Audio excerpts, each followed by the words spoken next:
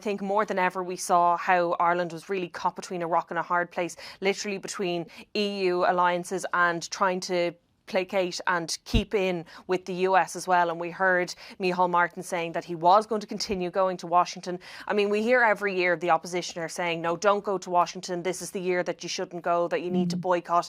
Last year it was because there was that farcical meeting between Donald Trump in the Oval Office and Vladimir Zelensky, and it was an extraordinary meeting. And whether or not Micheál Martin was going to address that, and should he or should he not go and, you know, show resilience and support for Ukraine.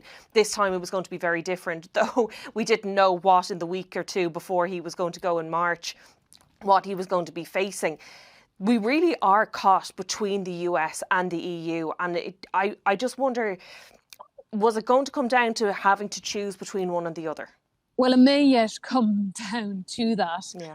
But I think that's not how Irish diplomacy likes to play things. I think it was notable that the Taoiseach was perhaps more conciliatory, far less confrontational over the past week than other member states, for example.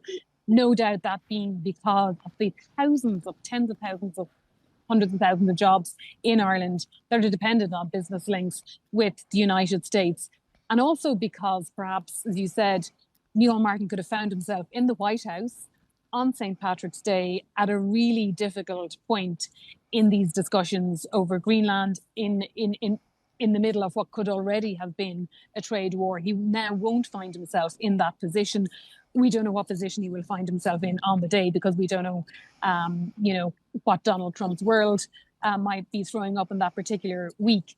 But there is, one potential for, Irish soft power to come into play here, because many people would say Ireland is sort of a bystander, really, when you see the likes of France and Germany and big statements being made.